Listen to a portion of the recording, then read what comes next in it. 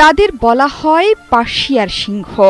হাজার বছরের সভ্যতা, সংস্কৃতির ইতিহাস। ইরানিরা মার খায়, কখনো মাথা নত করে না।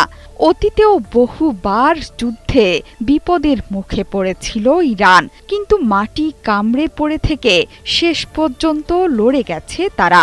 ১৯৮০-র দশকে ইরাকের সাথে যুদ্ধেই একই ধরনের পরিস্থিতিতে পড়েছিল ইরান। ইসলামী বিপ্লবের পর সেই যুদ্ধে ইরাকের পেছনে ছিল মধ্যপ্রাচ্য সহ গোটা পশ্চিমা শক্তি, কিন্তু ইরান হারেনি। সেই যুদ্ধ একসময় শেষ হয়। কেসারের শেকড় থেকে শিখরে।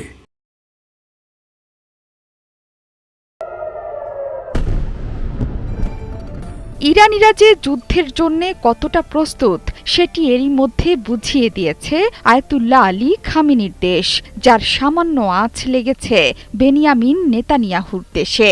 ইরানকে বিশ্ব আগেও দেখেছে যুদ্ধাবস্থায়, ইরাকের সাথে করেছে দীর্ঘ যুদ্ধ। সে কারণে তেহরান বা এর জনগণের জন্য যুদ্ধ নতুন কিছু নয়, কারণ এটি ইরানের জন্য অস্তিত্বের হুমকির একটি আখ্যান। চারদিকে বেজে উঠেছে যুদ্ধের ডাক। এখন ইরান বিপুল শক্তি নিয়ে দীর্ঘমেয়াদী যুদ্ধের দিকে ধাবিত হচ্ছে মধ্যপ্রাচ্যের দেশটি। ১৯৮০ সালে ইরাক ইরানের সাথে যুদ্ধের সূচনা হয়েছিল। সেই সময় ইরাকের সেনারা সীমানা পেরিয়ে ইরানে ঢুকে পড়ে।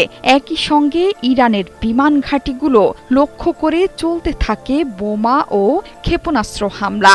ইরানি বাহিনীও গড়ে তোলে পাল্টা প্রতিরোধ। মূলত সীমান্ত বিরোধকে কেন্দ্র করেই তখন যুদ্ধে জড়িয়েছিল দুই দেশ।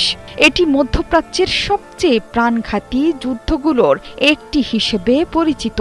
সদ্য ঘটা ইরানি ইসলামী বিপ্লবের নাজুক অবস্থাকে ব্যবহার করে দেশটির সাথে পূর্ব ঘোষণা ছাড়াই যুদ্ধে জড়িয়ে পড়ে ইরাক, যদিও পরবর্তীতে সেই চেষ্টা মুখ থুবড়ে পড়ে। ১৯৮২ সালের জুনের মধ্যে নিজেদের হারানো ভূখণ্ড পুনরুদ্ধার করতে সমর্থ হয় ইরান। এরপরও টানা ৬ বছর ধরে যুদ্ধে সক্রিয় ভূমিকায় ছিল ইরান। বহু ক্ষয়ক্ষতি সত্ত্বেও দমে যায়নি তেহরান। জাতিসংঘের আপ্রাণ চেষ্টা সত্ত্বেও ১৯৮৮ সাল পর্যন্ত অব্যাহত ছিল এই রক্তক্ষয়ী সংগ্রাম। সেই যুদ্ধেই ইরান প্রমাণ করেছিল তারা কখনো হার মানে না, হার মানতে জানে না।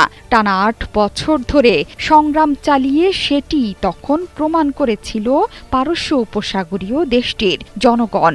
এবারও একই ঘটনার পুনরাবৃত্তি ঘটে।